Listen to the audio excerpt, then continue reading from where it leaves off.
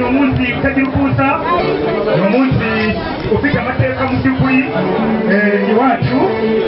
Protokole ishinzwe kwicaza abantu mukomeze mufashe abantu mu byicaro byabo. Protokole sanze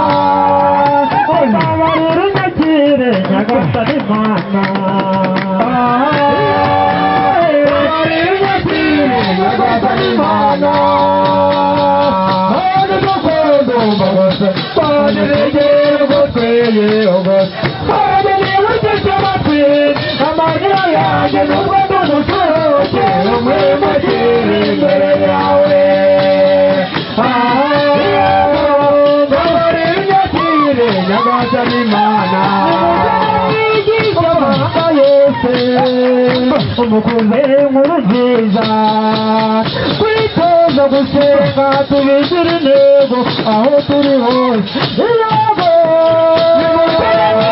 cy'amanza yo n'abatora nziza kwitoza gusenga tubigira intego aho turi hose tumurikira n'urugo rw'inazareti bitakiza atwigira umuryango mutagatifu tumurikira n'urugo rw'inazareti mutakiriya yacu tugira umuryango mutagatifu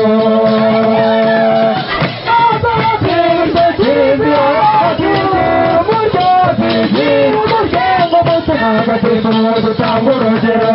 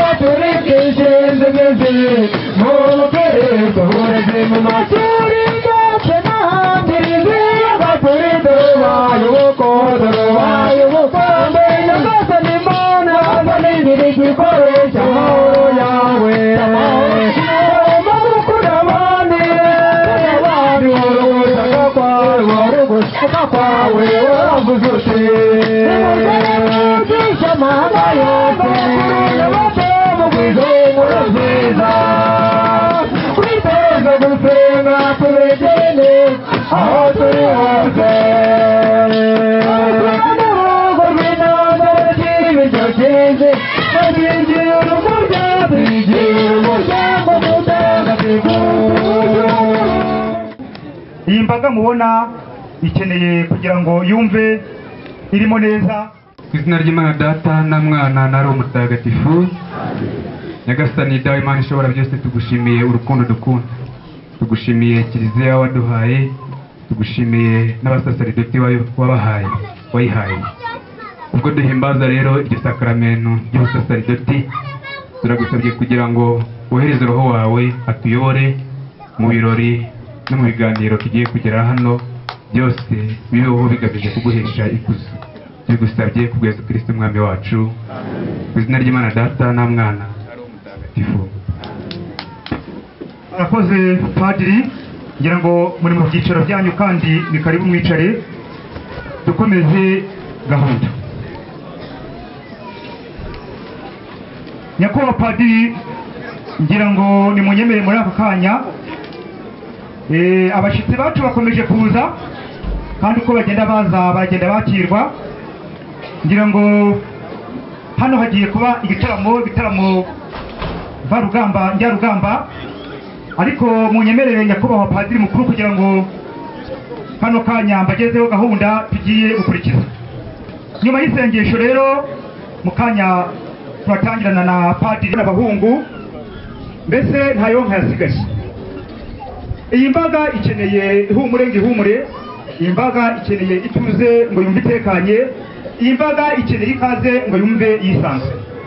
Turabatiza gusa uruvugiro kuko ijabo nisheja mukumura kuyabahanze bituma iteka mubana ijambo. Muragahona inganje.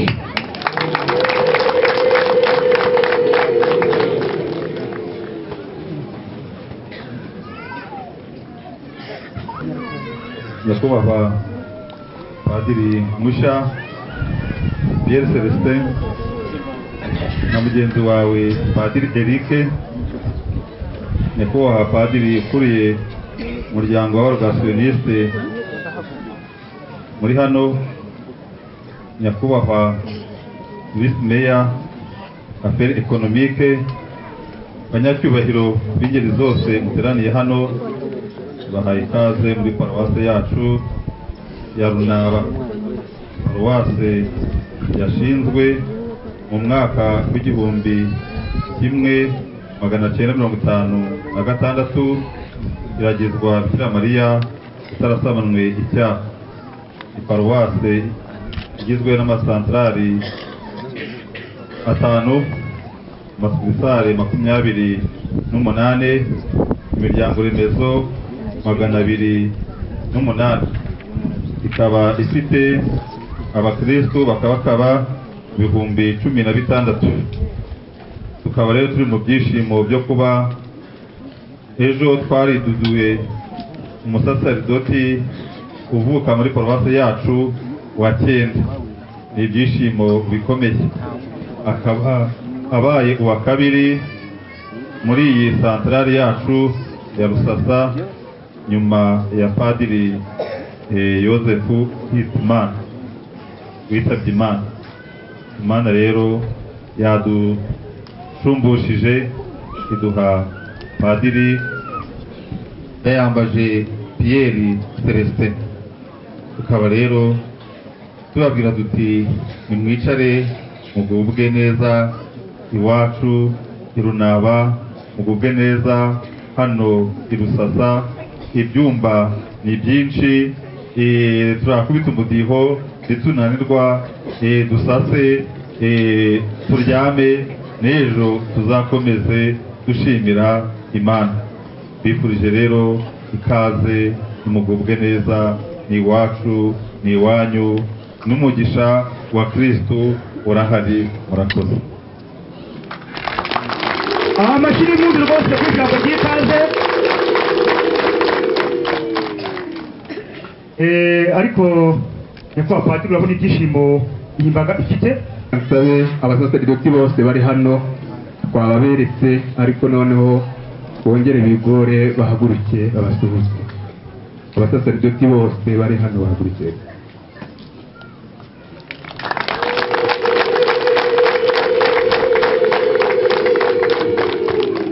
Murakoze. Reka twakire visi uhagarariye ubuyobozi bwite bwa leta abasuhuze.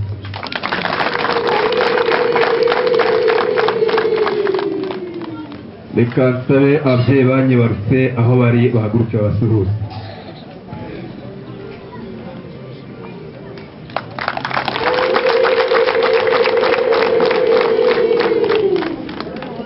Reka nsabe abakristo baturutse muri paruwasi katedrali ya Ruhengeri, abari hano bahaguruke badusuhuze. Aho nakoreye stage bahagurukire icyarimwe abasuhuze.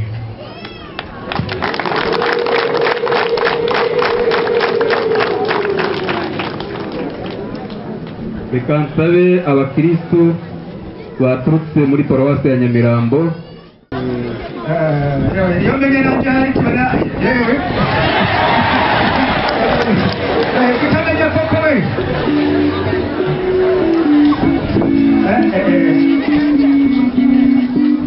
Mubyeyi, icyo ukoze rwose ni ikintu gikomeye cyane. Barimo barasohokanye bati warakoze n'undi ngo warakoze, mwese barakoranye yaba umwana yaba n'umubyeyi. Amashyi ariko ntiyongere ntabwo bafite.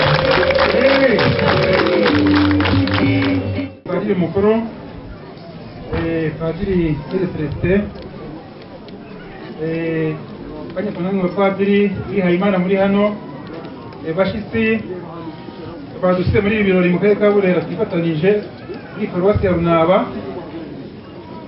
Bakristu, Kristo Yesu akuzwe, Kristo Yesu akuzwe, ari inyuma ntabwo tubumva niba bumva neza. Kristo Yesu akuzwe. Rero ni iby'agaciro uyu munsi kuba twifatanije na Padiri Pierre Celestin muri ibi birori ndetse twifatanije no mu gitambo cya misa. Ni iby'agaciro kuko twifatanije na Padiri, twavuga ko ari Padiri mushya uturutse muri paruwasi yacu ya Runaba, ariko by'umwihariko muri iyi santarare ya Rusasa. Tumwongera amashyi, tumuha amashyi.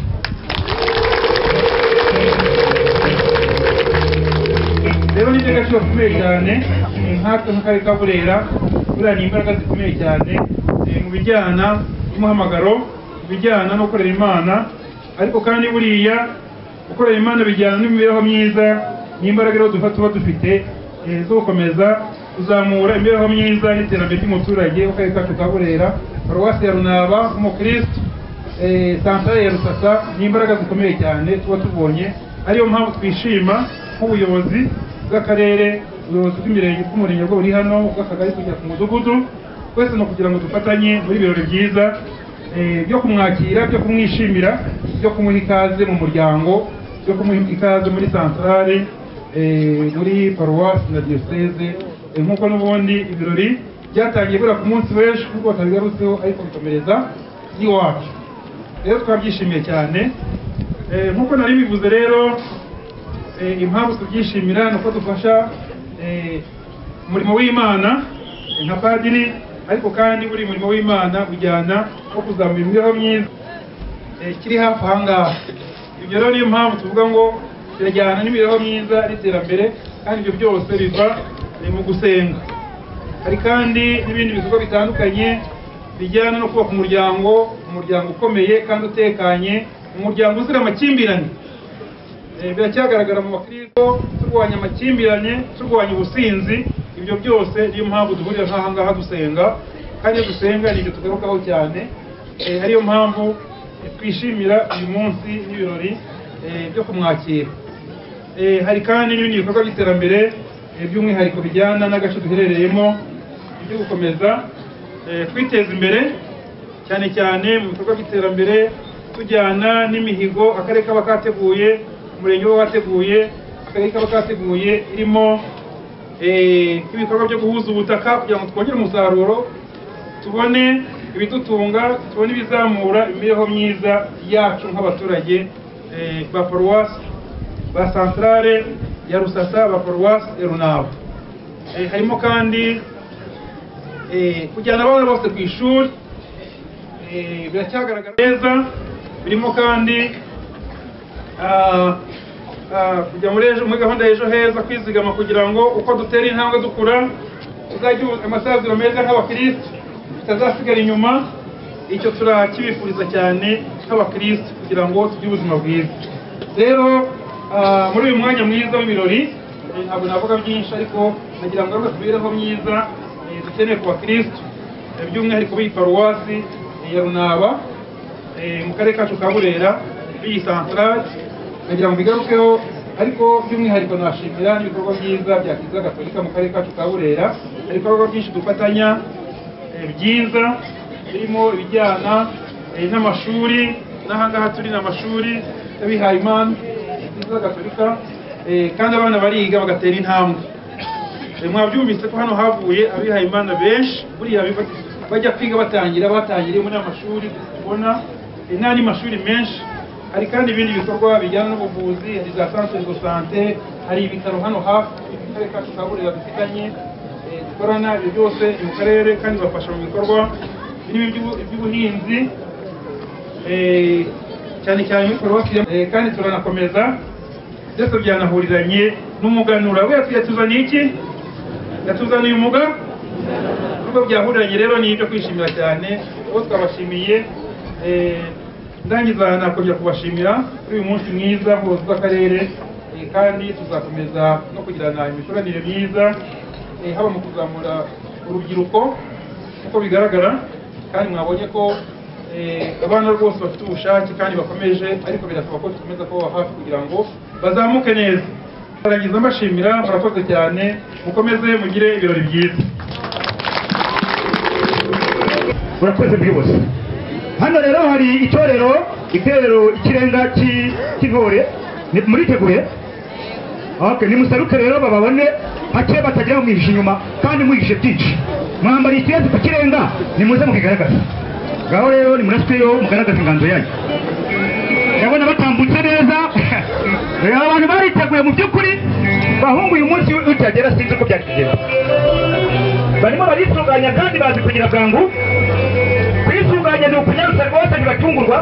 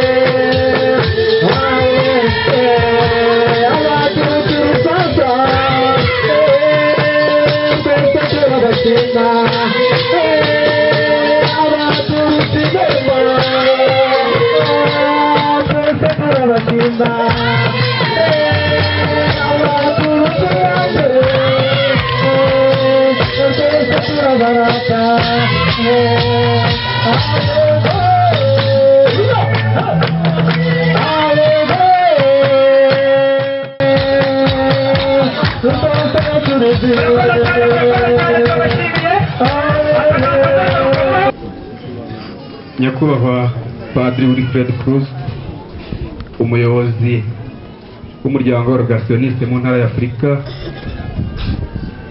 Nyakubahwa Padiri Yohani Bosco Muneza, Padiri mukuru wa paruwasi yacu ya Runaba, ba nyakubahwa basasaridoti, badiyakoni, mwese muri hano mwaje kwifatanya natwe kuri uyu munsi, nyakubahwa muyobozi wahagarariye ubuyobozi bwite bwa leta ndetse n'abandi bari hano, bihaye Imana, ababyeyi, bafaratiri bari hano, abashitsi muturutse hirya no hino, namwe mwese basangwa muteraniye hano, mbifurije ineza n'amahoro biva ku Mana umubyeyi wacu no kuri Nyagasani Yezu Kristo.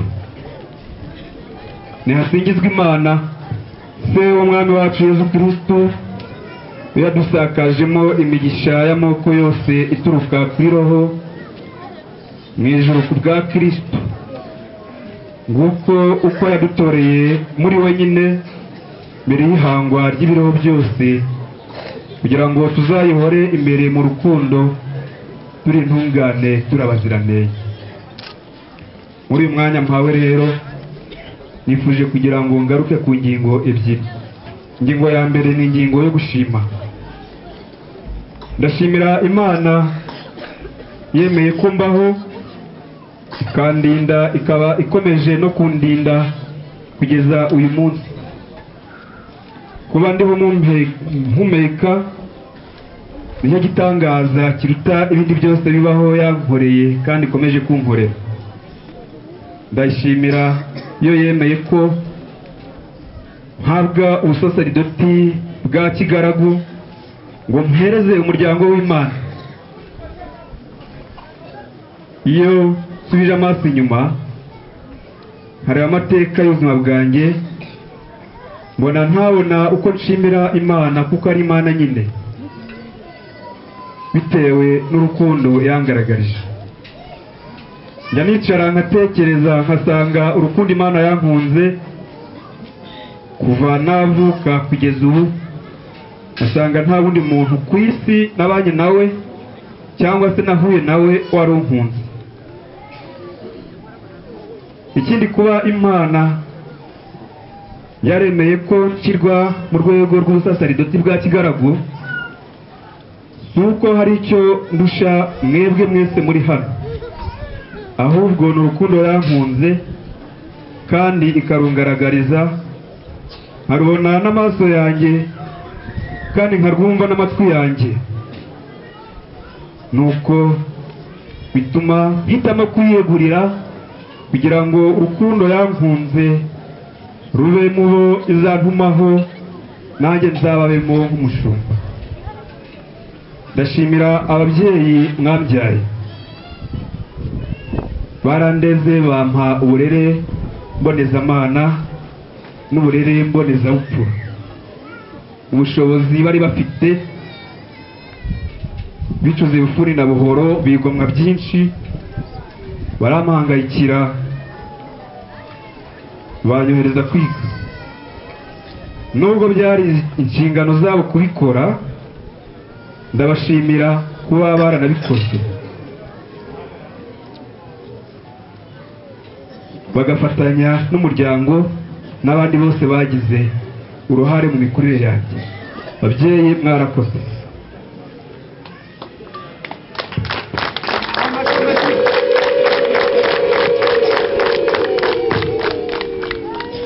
Babyeyi ndabashimira yuko mwantuye Uhoraho we mugenga wa byose igihe mumpesha batisimu, maze ituro ryanyu irarishima nkuko ishima n'ay'abandi bose, nuko ihitamo iryanyu ntacyo murushije abandi, kandi naryo ntacyo rirushije ay'abandi, nuko iriha uruhare ku busasaridoti bwa Yezu Kristo. Mwarakoze cyane namwe abavandimwe banjye, mwese ndabashimiye. Ndashimira kandi umuryango wa Padiri Orgasoniste umutima mutagatifu wa Yezu, bemeye kunyakira igihe nakomangaga mu rugo rw'Inyanza. Icyo gihe niho twatangiriraga, ngira ngo mbarambagize ndetse nabo bandambagize. baramfashe banyitaho nk'umwana umuvandimwe wabo, bampa uburere bagombaga kumpa mu gihe gikwiye, barantegura kandi banyigisha kumva no gushishoza ijwi rya Nyagasani. Barakoze cyane. Nyakubahwa Padiri Wilfred Cruz, nubwo ejo twabashimiye, mutwemerere tubashimire tunabatume kuri Padiri Bruno Rampazo, mukuru w'umuryango wacu ku isi, ndetse n'abafatanyije mu nama nkuru, kuba baranyemereye ko nshirwa mu rwego rw'ubusaseridoti. Ibyo muzabatubwirire muti turabashimira. Abakristu ba Paruwase Runaba, by'umwihariko abakristu ba Paruwase Rusasa, barabashimira kuba mwaje kwifatanya natwe muri ibi birori bidasanzwe bibaho nk'uko mwabyumvise. Reka nshimire kandi abasaseridoti bose bari hano bemeye kuza kudufasha gushimira Imana. Abasaseridoti mwakoze kuza. Reka nshimire kandi n'abafaratiri baje abihaye Imana, by'umwihariko ndashimira abapadiri bwite ba Diyoseze ya Ruhengeri bakoreye ubutumwa muri Paruwasi ya Runaba, abahakoreye ari abafaratiri, abambonye mbyiruka, bose barakoze, ndabashimiye kuko igihe nageraga kuri Paruwase baranyakiraga bakangira inama, bakambwira naho ngomba kunyura nuko ngomba kubigenza. Abasaseridoti mwarakoze. Bakristo bavandimwe, munyemerere nshimire abarezi nanyuze imbere, kuko ntabashimiye nanone bagira ngo umuco bantoje cyangwa se iryo somo baryigishije nyuma ya saa sita. Barezi nanyuze imbere mwese ndabashimiye kuko mwatanze umusanzu udasimburwa mu buzima bwanjye, mu mateka yanjye. Mwarakoze cyane, ndabashimira. Nshimire kandi n'abo twiganye bose. Reka nshimire kandi n'ubuyobozi bwite bwa leta buri hano. Kuba bari hano byadushimishije cyane, biratwereka yuko batwitayeho, kandi kugira ngo twige tugere kuri uyu munsi nuko na leta nayo iba yarabigizemo uruhare. Reka nshimire kandi abakatejiste baranyigishije kwegera Imana. Barakoze cyane. Nizere yuko mu bari kwiga ibya Mungu, niba ariko bakibyita mbere twabyitaga ibya Mungu, twizere yuko turi buze kubonamo n'abandi bazaba abasaseridoti b'ubanga. Ndashimira abantu mwese rero twahuriye mu miryango ya Gisiyo Gatolika n'amatsinda y'abasenga, cyane cyane ndavuga abahereza bano kuri santarari y'abo kuri Paruwasi ya Runaba. Twarakoranye bya hafi, mwarakoze cyane. Ndashimira kandi n'abo muri groupe vocationnaire twabanye nabereye umuyobozi, barakoze cyane. By'umwihariko turazirikana Padiri Gilbert Twahirwa watubereye omoni, yakoze ibishoboka byose groupe vocationnaire yacu itera imbere kandi ikomeje no gutera imbere. Aho aruhukiye Imana imuheruka, bakomeje kuba hafi barumuna banjye bari muri iyi nzira. Ndashimira rero mwebwe mwese mwampaye inkunga ifatika n'idafatika. Aho nari ndi hose, hari abo nzi, hari abo ntazi, hari abari hano, hari n'abari hanze y'igihugu. Mwese ndabashimiye. Ndashimira kandi abakristo mwese ba santrari ya Rusasa na Paruwasi ya Runaba muri rusange. Mwarakoze cyane kandi mukomeje gukora. Imana ibahe umugisha. Nyakubahwa Padiri Wilfred, munyemere nshimire abasaseridoti bakora ubutumwa muri paruwase yacu. Nahisemo kubikuza kuko iyo umwana ari gufata amafunguro akunda kwikuza ibyo akunda. Ndashimira abasaseredoti bakorera ubutumwa muri paruwase yacu ya Runaba ndetse n'abahakoreye. Igihe cyose nageraga kuri paruwase baranyakiraga nka murumuna wabo bakangira inama. Ndabashimira uko bakoze ibishoboka byose n'abakristo ba Santarari ya Rusasa bagategura kugira ngo uyu munsi ugende neza. Bamenye ko nzahabwa ubusaseredoti hasigaye igihe gitoya, bakoze ibishoboka byose. Ibi mureba nibo babikoze, ntabwo ndi kubatera icyotezo, amaso arabaha. Basaseredoti mwarakoze. Ingingo ya kabiri ngira ngo tugerezeho ni ingingo yo gusaba. Bavandimwe, nshoje ikivi none ntagiye ikindi. Icyo nshoje nuko kimeze nuko nakibayemo. Icyo ntangiye nzakimenya neza uko nzagenda nkibeshwamo n'ingabire z'Imana. Mbasabye isengesho kugira ngo nzabe ndahimuka ku masezerano yagiranye n'Imana na Kiliziya ya Kristo. Mbasabye isengesho kugira ngo nzabe umusaseredoti uhibikanira kwitangira abashinzwe, nzaharanira ubutungane bwanjye n'ubw'umuryango w'Imana muri rusange, kuko Yezu Kristo twakurikiye nawe ari intungane. Muri iyi si dutuyemo ni nziza cyane kuko n'ibiremwa byose Imana yaremye ni byiza. Imana yarabiremye ibona ari byiza, ariko nubwo ari nziza ikeneye mu buryo bwihutirwa gusabirwa no gusabira abayituye, kuko irananiwe, imeze nk'intama zitagira umushumba. Muntu wahawe ububasha bwo gutegeka ibirimo byose ni nawe ugenda uyisenya, ni nawe ushaka kuyihindura uko yaremwe. Uwo muntu agenda atera uwamuremye umugongo. Indangagaciro za gikristu agenda zihindura kirazira, byari bizira akaba ari byo yita iterambere. Yezu ati mbohereje nk'abana b'intama mu birura. Ubu ngubu ibirura byisanishije n'intama. Ikinyoma cyahawe intebe, Imana igenda iterwa umugongo. Ubayeho mukuri arabizira cyangwa bakamukwena.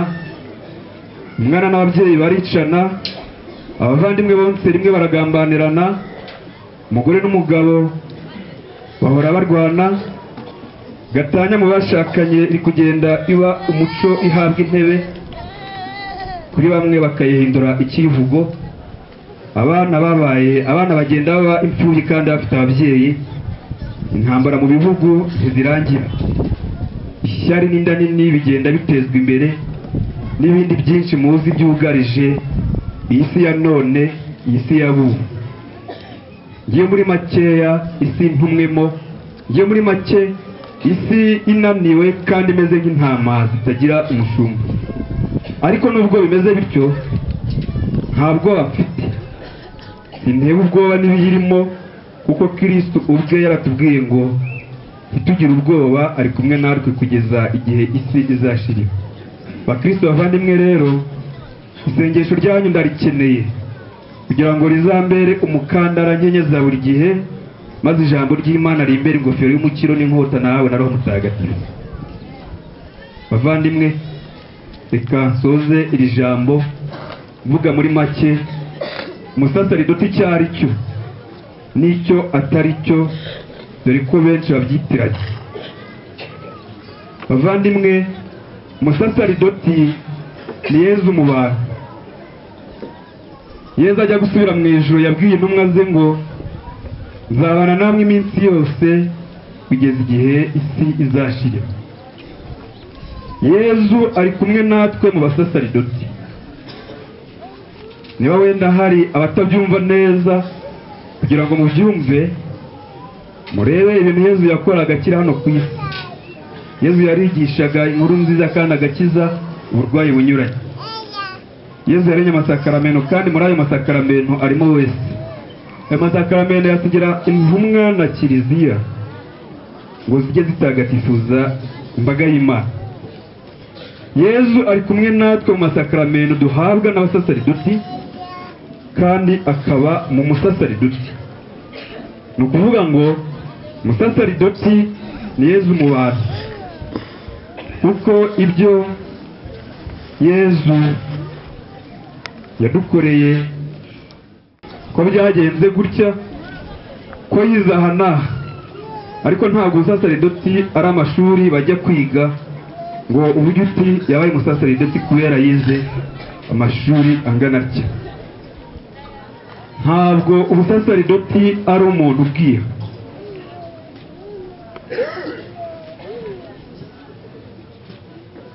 Ahubwo abuhabwa n'Imana na kiliziya, umuryango w'Imana. Ntabwo umusaseridoti ari uw'umuryango uyu n'uyu, cyangwa se itindi rinini, cyangwa se abantu babahana, cyangwa se akarere akana. Umusaseridoti ni wa kiliziya, ni w'abantu bose, kandi ashinzwe kwigisha, kubera no gutagatifuza umuryango w'Imana nta vangura. Umusaseridoti rero utorwa mu bantu, atorwa mu bantu kandi agashyirwaho kubafasha mu bantu babo n'Imana. Ashinzwe guhereza amaturo n'ibitambo bihongerera ibyaha. Umusaseridoti nk'uko bamwe bakunda kubyita, umusaseridoti ntabwo ari umukozi w'Imana. Umusaseridoti ntabwo ari umushoramari, nta nubwo ari rwiyemezamirimo, nta nubwo ari n'umukozi wa kiliziya cyangwa se wa diyoseze ushinzwe gukemura ibibazo by'ukwemera cyangwa se ibibazo by'imibereho myiza y'abakristo. Ntabwo umusaseridoti ari umukomisiyoneri, nta nubwo ari na bamwe bita ngo ni abasherisheri. Ntabwo umusaseridoti ari umukozi w'umuryango utegamiye kuri leta cyangwa se ushinzwe imibereho myiza y'abaciye bugufi. Kuba umusaseridoti ntabwo ari umwuga umuntu akora akazaraga abazamukomokaho. Umusaseridoti ntabwo ari umunyepolitiki, ntabwo ari umucuruzi, ntabwo ari umunyamakuru utunzwe no gutanga inkuru akazitangaza. Umusaseridoti ni umuntu uhagarariye Kristo nkaho ari we ubwe, kandi agahora yisanisha na Kristo. Umusaseridoti ni umugaragu w'abatumweho, ni inshuti magara, ni inshuti y'akadasohoka ya Yesu Kristo. Umusaseridoti rero abavandimwe, ni ubuzima umuntu abamo ahuza abantu n'Imana. Umusaseridoti ntagira amasaha cyangwa iminsi yo kuba we cyangwa se yo kureka kuba we. Umusaseridoti aba umusaseridoti iteka. Abavandimwe, wavuga iby'umusaseridoti bwakwira bugaca, ni isomo rirerire. Reka mbe mpiniye aha ngaha, nzacumbura ubutaha. Ndabashimiye cyane, mwakoze, Imana ibamugisha. Iki cyatuma nagushimira Nyagasani, ari wowe neza byose,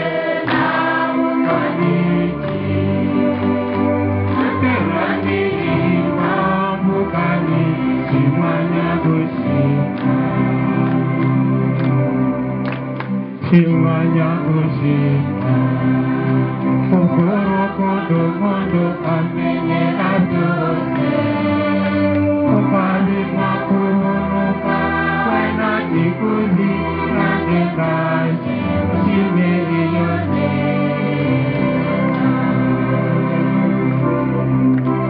Mikita kumana gushimira Nyagasani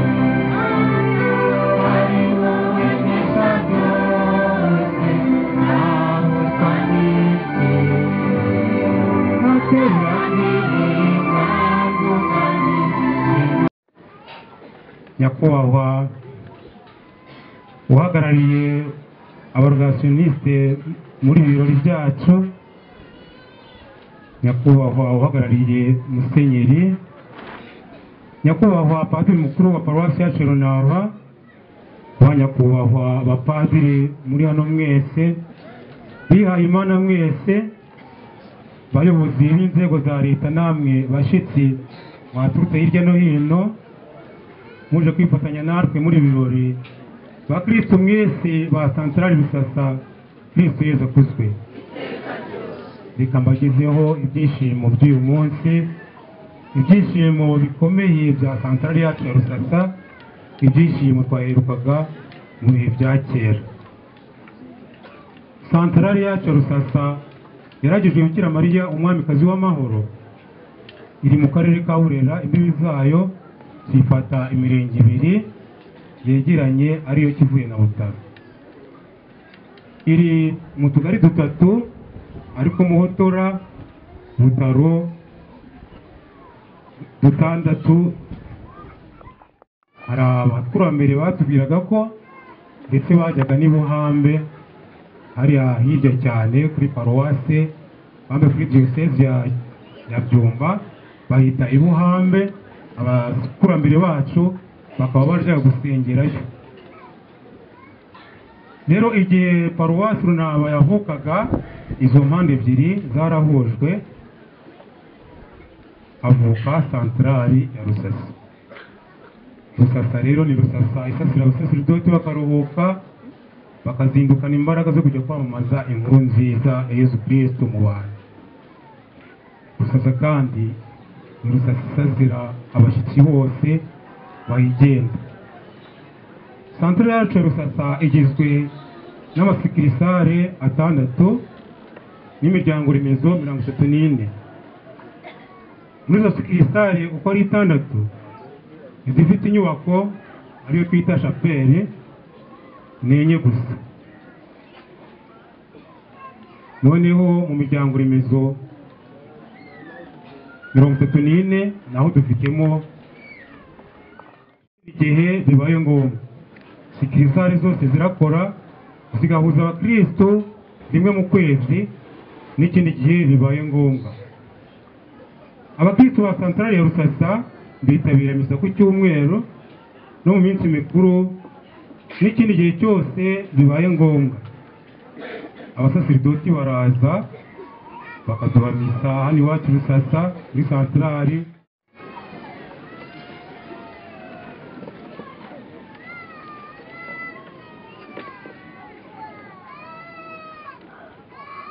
Abakozi twakongera gusura mu byiciro byacu. Mukomeza rero ikiganiro cyacu, dufite abandi babikira hano Rusasa. Dufite Seri Marceline Dushimira Imana, nawe yahawe amasezerano ku 11 Kanama 2018. Ari mu muryango w'ababikira ba Mutagatifu Vincent wa Paulo Wirendrede, ubakorera ubutumwa mu Butare. We ari hano yahaguruka basuhuza n'ubwo bamwerekanye mbere.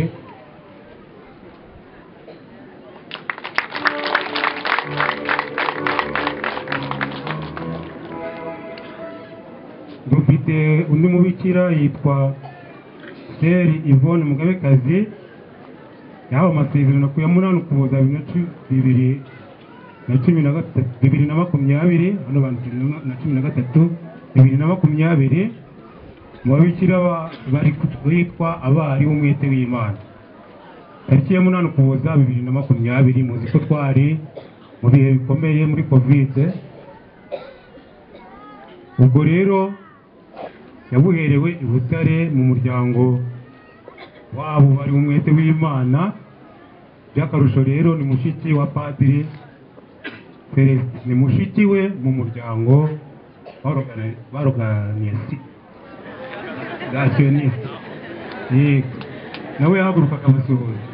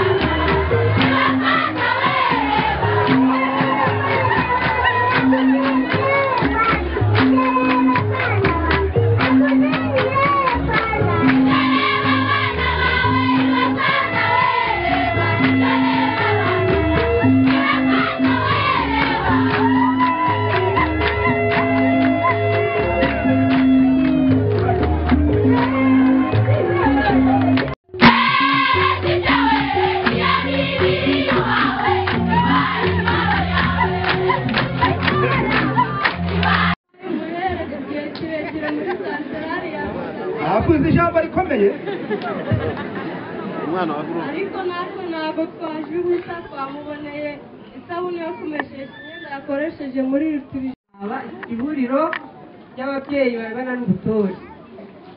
Dufite gahunda y'uko tuba hafi y'abavokasiyoneri kugira ngo tubafashe gutega amatwi umuhamagaro wabo.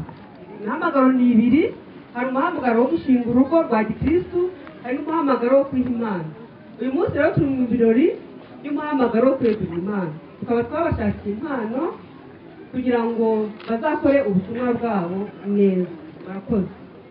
Arabanza padiri mushya iriya mpano rwose bati wabaye intwari rwose warahatanye mu bihumbi n'ibihumbi wowe wahatanye none dore wa tukaba tunezerewe dushima Imana. Murakoze rwose, murakoze cyane. hari intego twari dufite yo kubyaza ikibi tukakibyazamo icyiza. Abafite amaso ni ukuvuga ngo aho twabonaga ibitagenda neza hari ukuntu twajyaga tugendana nk'abasore n'inkumi bari muri fiyansaye, tugahagarara ahantu tukavuga tuti twabigenza gute kugira ngo kiriya kibi tugihinduremo icyiza. navuga ko yambereye umujyanama mwiza, tugafashanya, kandi n'igihe yatangiye kumva umuhamagaro muri we, navuga niho padiri imbere yantungiyehe yari ageze muri iyi paruwasi. Twaraganiriye rero turavuga tuti ese ni iki twakora, ni gute twabigenza. aravuga ati rero twe dukunda Imana mu banga, tujye tubikora, abantu bazabone byabaye ntibazamenye uko byagenze. Muvandimwe Celestin, ndakubwira ngo intambwe wateye uzayikomeza. Si ibyo byonyine, hari umuvandimwe bavuze n'uwa Katantere, ni mubyara wanjye, yitwa Mupenda Noeli, akorera ubutumwa mu gihugu cy'Ubutaliyani. nawe ni umufureri, yambwiye ngo nubwo ntashoboye kuza ngo mpagere, yaraje agarukira i Nairobi, ariko aravuga ati uzahambere. hari n'undi mubyara wanjye nanone uri Butare ntiyashoboye kuhagera, ariko nawe yambwiye ngo uhatubere nk'umuvandimwe nubwo tudahari, wowe urahari. navuga ngo rero muvandimwe Celestin, ukomere kandi ukomeze nanjye nsabire, dukomeze gukunda uwo twakunze kuko nawe adukunda. Mama we murashonje twese turashonje, sibyo? Yego. Alors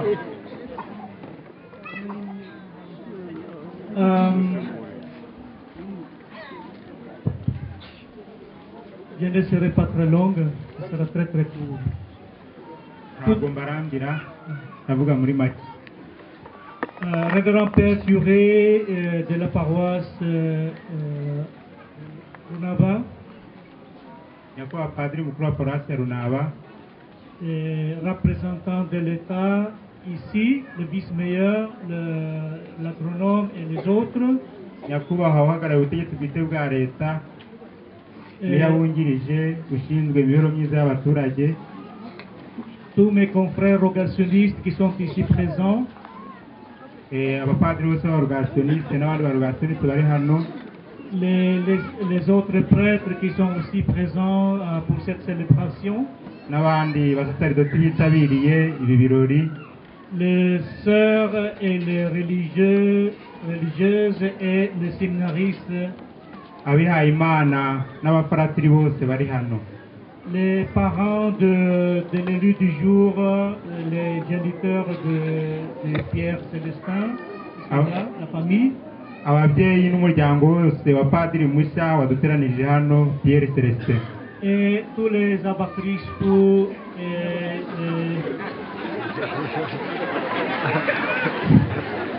Central Rusaza et de la paroisse de Runaba.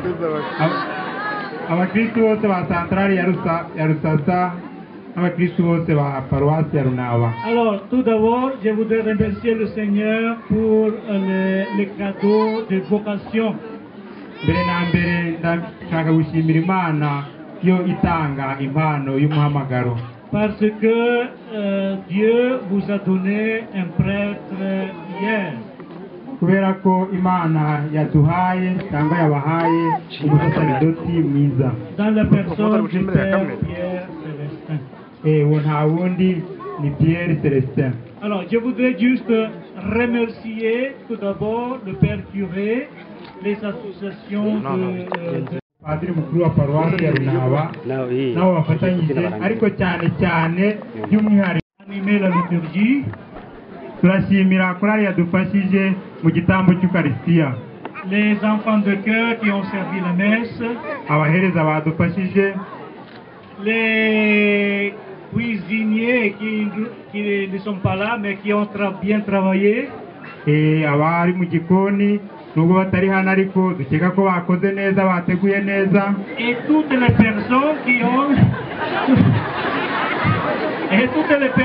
ont préparé les autres choses ici pour notre célébration d'aujourd'hui. N'abandi bose bagize uruhare mu myiteguro nk'uko mubibona mu n'amaso yanyu bibereka uyu munsi. Alors aujourd'hui, j'ai constaté qu'il y a beaucoup de jeunes et des enfants.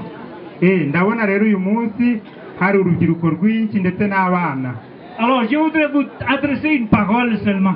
Ndagira ngo abana bari hano n'urubyiruko ngira icyo mbabwira by'umwihariko.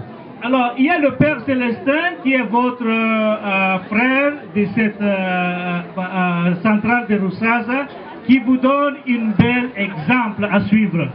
Hari Padiri Pierre Celestini umuvandimwe wanyu muri centrale ya Rusasa akaba yabebereye icyitegererezo n'urugero rwiza. Voilà, donc vous les jeunes et les enfants, n'ayez pas peur de dire oui à l'appel du Seigneur.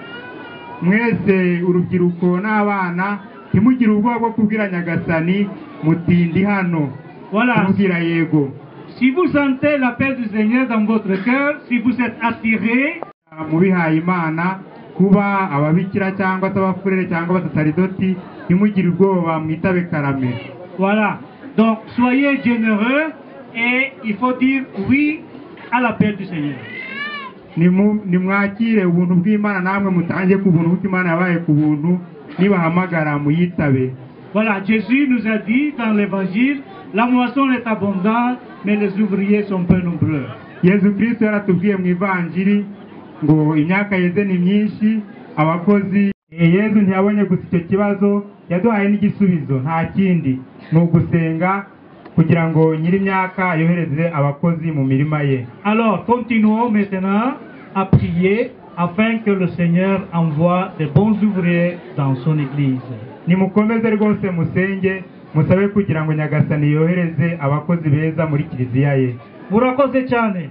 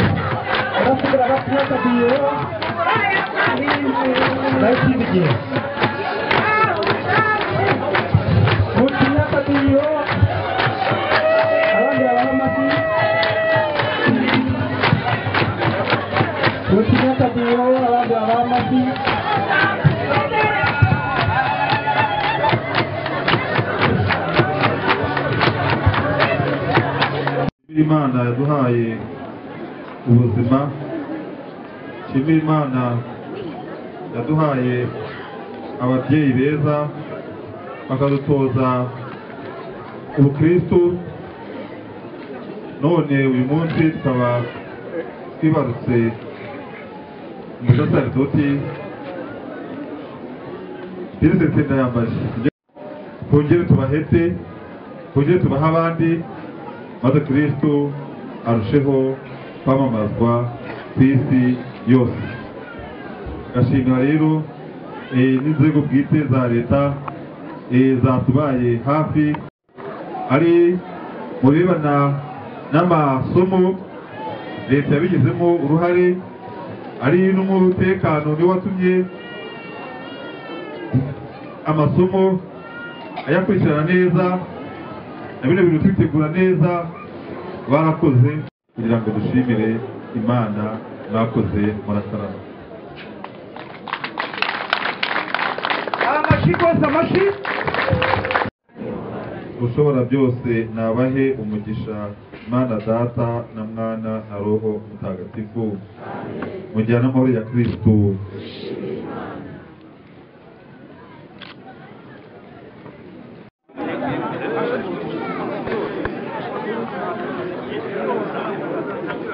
Nyagasani Dawe Imana ishobora byose, tugushimiye urukundo dukunda. Turagusabye kugira ngo uhe umugisha aya mafunguro tugiye gufata hano, adutere imbaraga zo kugukunda no kugukorera. Izina ry'Imana Data na Mwana na Roho Mutagatifu. Babanje bakazinga gafite agaciro kazanakoreshwa n'ubutaha. Umugabo uri kubita mu bahungu.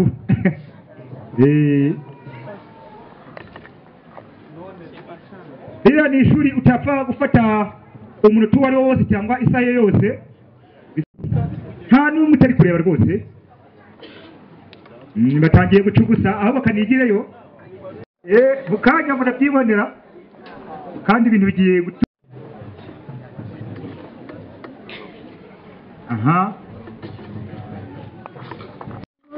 Imana igihe cyose ari kuri alitari atura umugati na divayi ashushanya Kristo muzima. Mama Shenge nahera hepfo ufite munsi birugasa natwe dufite umupadiri ibiyumbaho nasize byabarenze wazamutse bambaye ibyerade. Padiri dukunda, Imana ikuduhereye igihe uje uruburiza ariko izaza n'ubuheza. Padiri dukunda, byatubereye nk'inzozi twabuze uko tubivuga, byaturenze twese abawe, niyo mpamvu twese dutwenga tugaseka tugatembagara. Umusaseridoti wacu takeye imihanda yajimije yuzurija n'uruza kubera ingabire y'Imana yakundagajeho, none ikagutoranya muri twe ngo ujye uduhuza nayo twese, utugaragarize urukundo rwayo. Nabajije ababyeyi banjye icyabateye kuzura umuneza, bati yambaye ibyerade umusaseridoti udutowe vugikiza. Nabuze aho mpera, nabajije nyogokuru na sogokuru, babura icyo bansubiza. Mu magambo make bambwiye bati Imana ishimwe, Imana irakarama, ibyari inzozi byabaye impamo.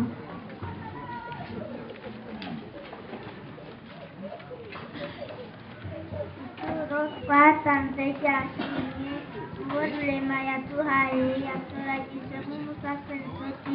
Benshi ntibizeraga ko byashoboka, ariko abakristu benshi basengaga bashishikaye ngo Imana izabahe umusaseridoti.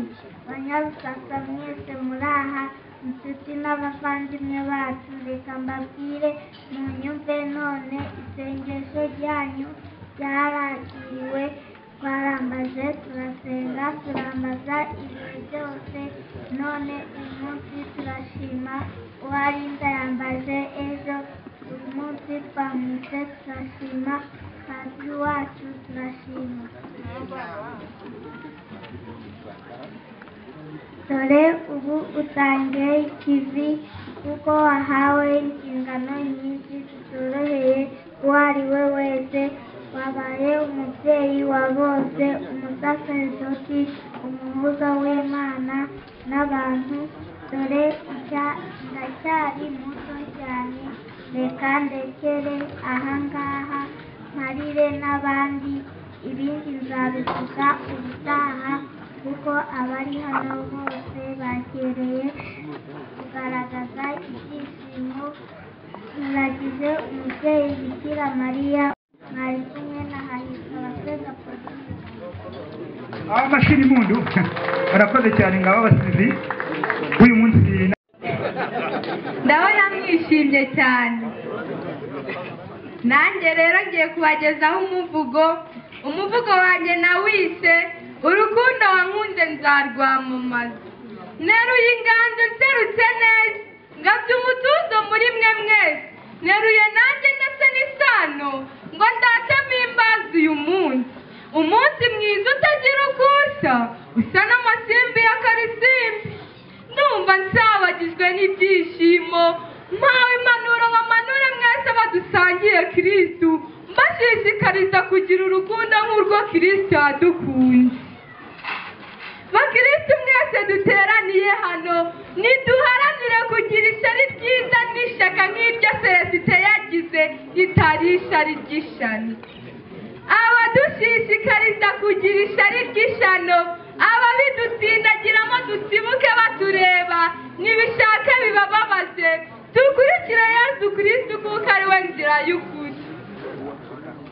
Nyagasani turagusaba, imirima yose ni myinshi, ohereza abakozi mu mirima yawe. Iyo mirima tuvuga ni twe, abakozi ni Roho Mutagatifu. Mwohereza duteramo imbuto y'ubutore, adukuramo imbuto y'ubugwari, maze mwirebere ngo turatura muri Kristu dutengamaye.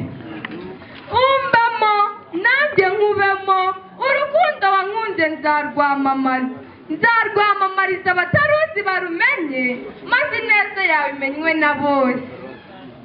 Urukundo rwacu si uruhahano, karamusabira natwe adusabire. Bashyitsi bahire mwese muteraniye hano, tubahaye ikaze muri rusasa yacu. Nimwicare mutuze mutekane mu mutekano, kuko mufite ingabo zirangajwe n'intore zirusha intambwe. Umugabo w'inkunda kuri Yesu Kristu, udahungana umuheto, umugabuzi w'amahoro, inkoramutima yanjye. Ibyiza biraharanirwa n'ibyizana. Na Celestin yaharaniye kuba padiri none abigezeho, abifashijwemo n'umubyeyi wacu Yesu Kristu. Natwe rero nidushishikarire kugira ishyari ryiza ritari ishyari ry'ishyano, kuko aho dushaka kugera tuzahagera, kandi n'icyo dushaka kuba tuzakiba tubifashijwemo n'umubyeyi wacu Bikira Mariya. Harashamaje aho turi kandi haraharenze aho tujya, kandi ni mucyo twimike ubukristu, duha agaciro kiliziya yacu, tunayirwanirire gitoya. Ndangije mbaragizi yabahanze ngo izabahore hafi. Sitoje nsubitse inganzo, nzagarukana inganji nje gukura ubwatsi.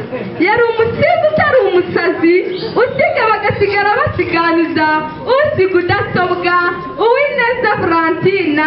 Murakoze. Nanjye naturutse muri rusasa isasira abasasadijoti bakicira bagasenga, basurwa bagasabana. Murakoze cyane, mukomeze kugira umunsi mwiza. Tugiye kugera mu rugo kwa mukecuru na muzehe, ababishobora kubiherekeze mujye kureba munamenye aho nakuriye. Na mwana nawe mutagatifu shimwa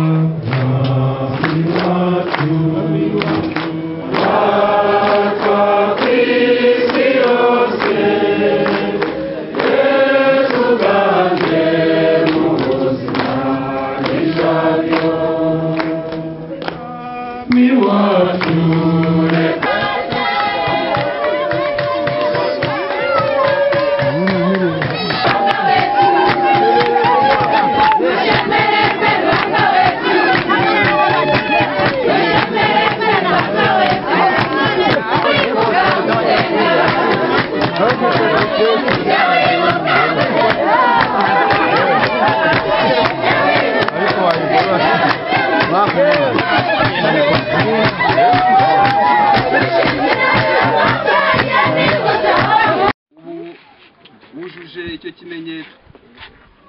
wuje niwe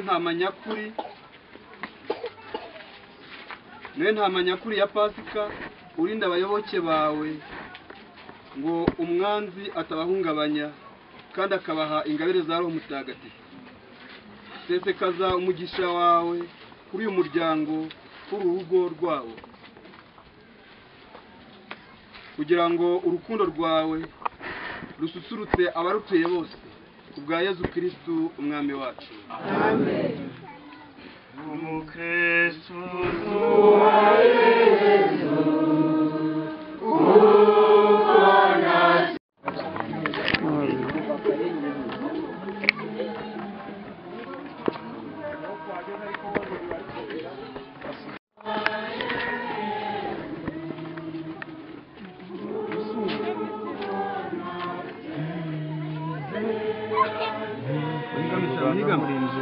nabo bantu bose bagaragara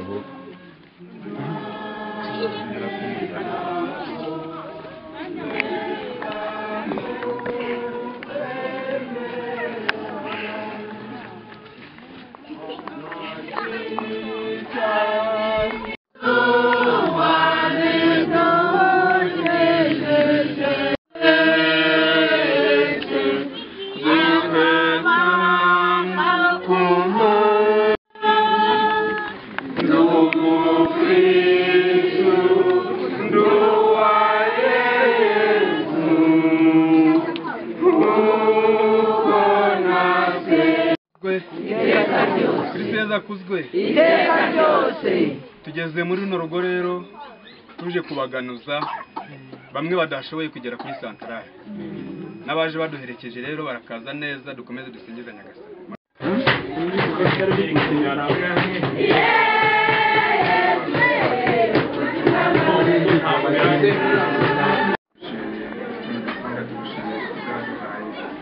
Dushimire n'inzingano zose washatse ko rusangira umwana wawe.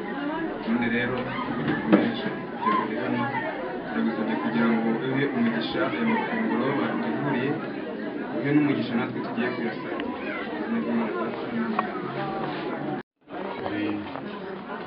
runo rugo rwakayiguka keretse yuko n'umugisha tuwugeza hano urugo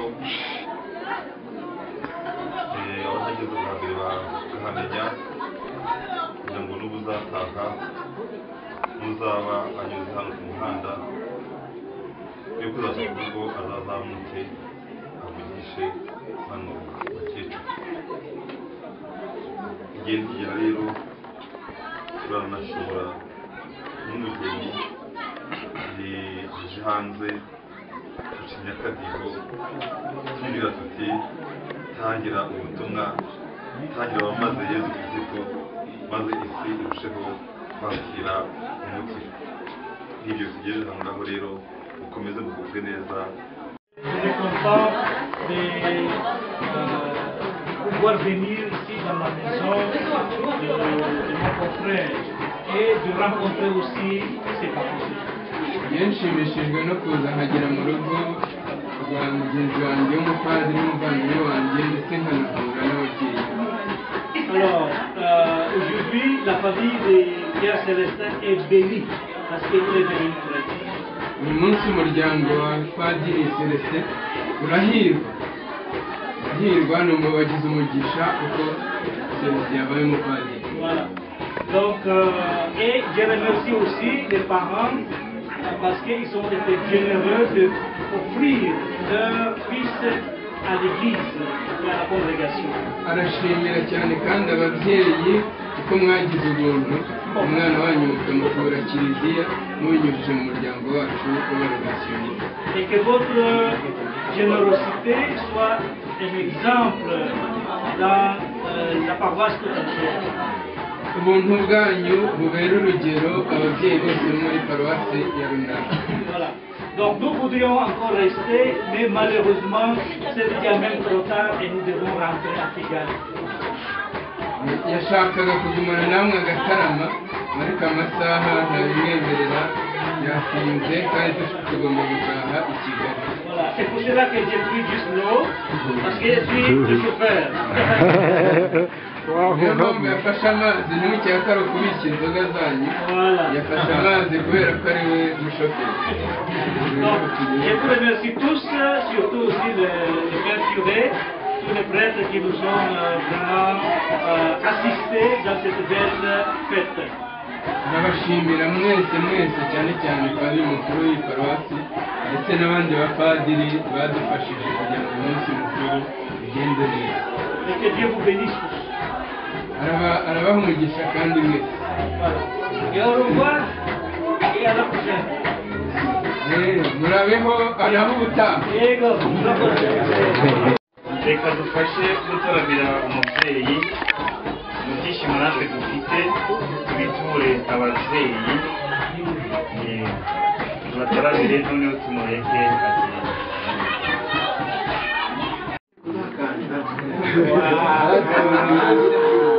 inka zanyu ntizigaseke muze.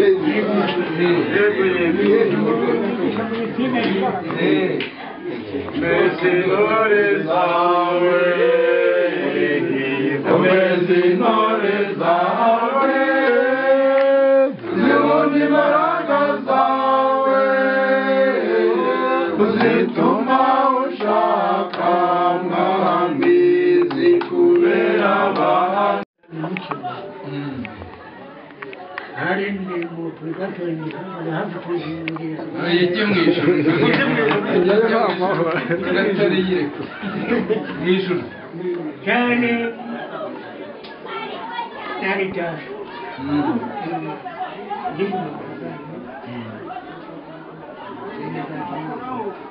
ndabashima mwebwe mwaje mwaje mfite imana namusabiye imana izaguha ubwenge cyane.